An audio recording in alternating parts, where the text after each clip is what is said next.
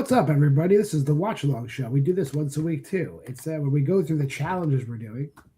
And we just let you know we watch, give you a little brief reviews on movies. I'm John Maher, and that's Aaron Brooks. Aaron, how you feeling this week? And what are we doing this week? Good. Yeah, we're in the final week of my first prompt of 5 for the challenge, which is the Hidden Gems 70's, I think we're saying. Basically under 20,000 reviews on Letterboxd, which is a lot of 70's movies because it's older movies, I guess. So they're not as popular, but there's tons to choose from. Yeah. And I think overall it's been a successful 5 weeks. Like I've tried to really dig with movies I've not even been aware of, but that are still coherent movies. So it's easy with this genre. Or this deck, I should say. I went on a run between like the end of last year and this, I guess, the beginning of 2026. These Edwidge Fenech movies, and this is another one. It's the first one I didn't really like, but I'm not ready to break up with her yet. $5 for an August Moon. This is Mario Bava, right? And kind of like if you've seen Blood and Black Lace. Blood and Black Lace is like a straightforward, no frills, color by numbers giallo movie. But in the late 1960s, you could get away with that because it wasn't really a known genre. And I guess at the year of 1970, it still wasn't a known genre. But this is kind of like maybe too rushed, like acted like maybe we all were in on it, but we couldn't have been at this early on in the genre. And it feels really rushed, and there's no real character development. I mean, everything happens like it's supposed to happen in a giallo movie, I guess, but it doesn't feel right. It feels like half baked the whole time. But Edwidge Fenech's in it, so I'm 2.5 on $5 for an August Moon. What's it about? Basically, it's funny talking about it in 2026, but like a very wealthy man invites a bunch of his friends to his private island, and shenanigans ensue. Basically, it's under the premise, like one of the people he invited is like a scientist, and like a bunch of the guys are trying to buy. Scientist going to an island. Yeah, he's the Stephen Hawking character, and then a bunch of people are trying to buy his formula off of him. That's kind of like the backdrop of why everybody's there. But then, like, the people start dying one by one. It's kind of Agatha Christie like for a little bit, but then it's not. Until it's not anymore. And it's bad. It's not bad. It's just not good. It's like, I don't know. Maybe this was just one of his experimental movies. So I like his other stuff a lot. But this is a miss. No, I've in general not heard good things, so I haven't seen it. And what'd you watch for this week? Yes, this week I went a little deeper into this, or earlier into this, a little deeper, 71, with See No Evil, which is a movie I feel like I should have been aware of. I'm not. That's Mia Farrow there. She plays a blind woman, and it's by Richard Fleischer, the director of Soylent Green, which is another movie I've yet to see from the 70's somehow. I think I'm seeing it later in this challenge, though. But, this movie is really, really good for the first half, particularly. Like, does some really creative camera movements. It's basically about a recently blinded woman from a horseback incident. They don't show the horseback incident, but she's just blind from the get-go.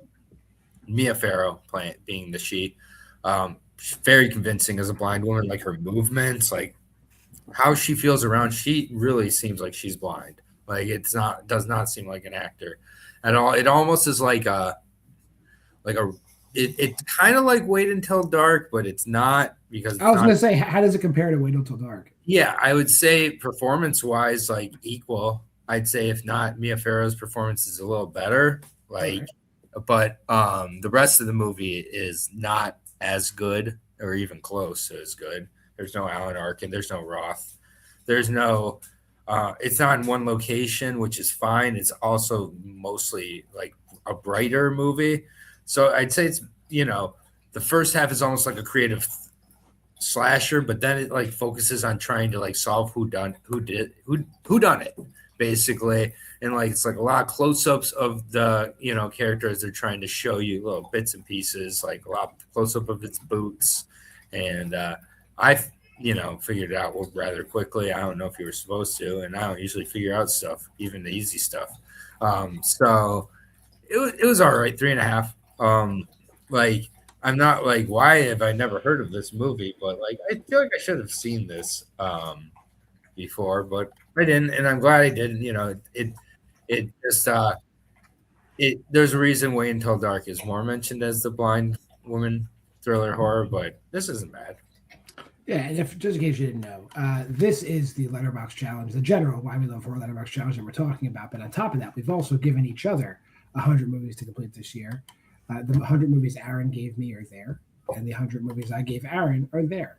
And we'll start with Aaron again this week because he's still further back in time than me.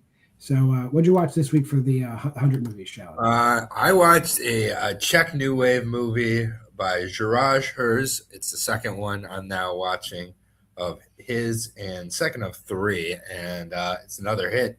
Morjana, I believe is how you say it, from 1972. I don't know. It's basically about a bad sister doing really mean things, including throwing a rock at someone's neck. And like she's mean. Yeah, she's just really mean, evil sister movie. This is just I don't know, like, and she's just like degrading and going down a rapid decline of evil depravity. And it's like impossible to look away, and it's brutal to watch, man, but like it's great. And I really liked it. Beautiful movie as well. I feel like again Jiraj has this like gallows humor that's a lot more obvious in this one. To like whether that's because of subject matter or the color or whatever, I don't know what it is, but something it was more obvious, but at the same time, not any worse for the wear. I gave this 4 stars. I think this director is just one of those guys who's going to work for me in general, and I don't think he's brought up enough.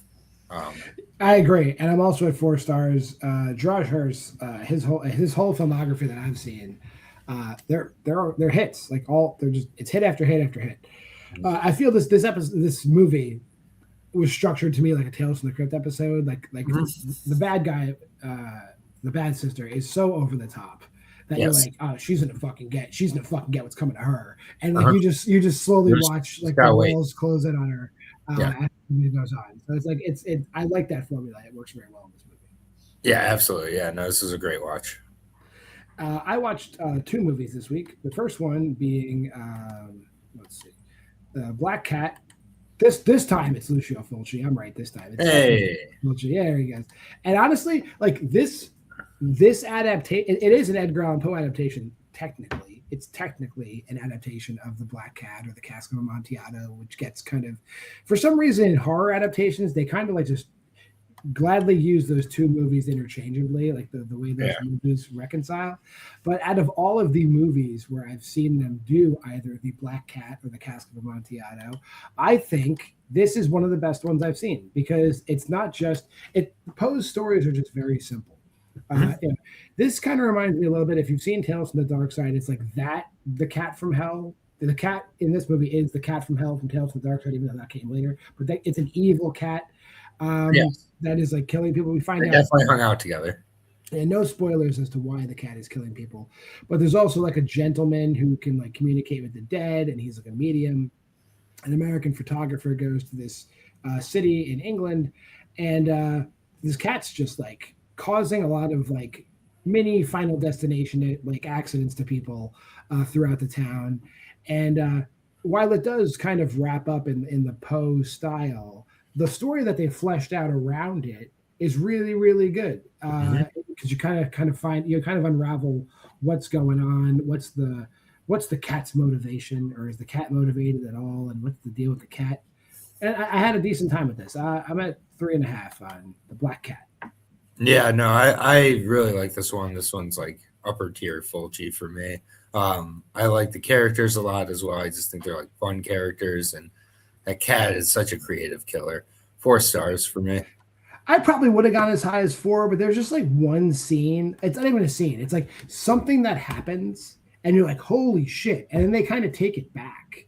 Yeah, I know. And I was like, why'd they do that? And then when they did, that's kind of cheap. So like, if that didn't happen, or if they found a better way to write around that, I definitely would have been 4 stars on that. That kind of pissed me off. That's fair.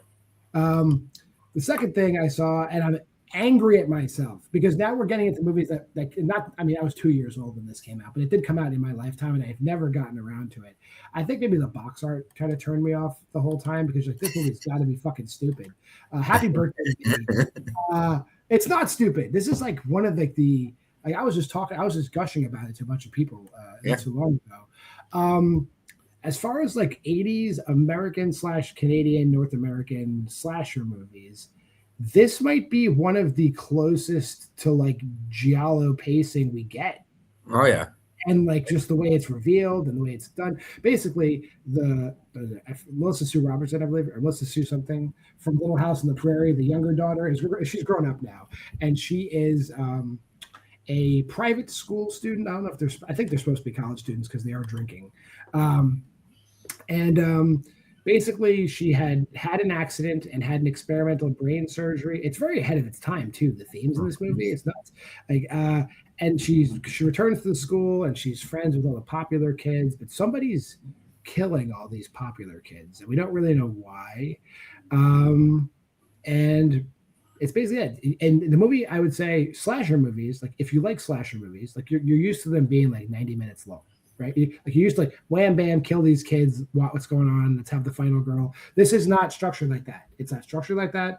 It's definitely more mystery based. It's close to 2 hours long, and it doesn't feel like I was never bored with Happy Birthday. It goes the whole time, and it's very good. The characters are cool. They are dipshitty 80s characters, but it's good. Like they're supposed to be. Kills are decent. That kill on the box art, like the big post with all the text on it, doesn't happen the way they say there, but I get the marketing, but I forgive all that. This movie I'm extremely high on, to the point that I'm pissed at myself. 4.5 for Happy Birthday to Me. It's shot like a rocket to the top of my 80 slashers list. Yeah, no, I really like this one as well. It's a 4 for me, but like nothing you said is incorrect, and I definitely, even when I saw it, I said, this is just an underrated gem. Like, it really is. It looks stupid. It's a stupid name, but it's not a stupid movie. Like, there's a lot more to it than just like a run-of-the-mill slasher. If you hated April Fool's Day, you will love Happy Birthday to Me. I'm saying it here. That's a deep cut for people that love slasher movies. That being said, that'll make it to the end of this week. We'll be back next week. We start a whole new, I believe this is my first prompt, where we're going to start looking at movies that were covered in the 80s documentary trilogy of In Search of Darkness, the 80s version. So we'll be covering 5 weeks of that starting next week. So if you made this far in the video, like, comment, subscribe, share, go to the Facebook group at Why We Love Horror. And then one more time, the QR codes. Here is the Why We Love Horror Letterboxd challenge. These are my 100 movies, and those are Aaron's. That'll do it for this week. Till next time, I'm John Maher, and that's Aaron Brooks. We'll see you next week.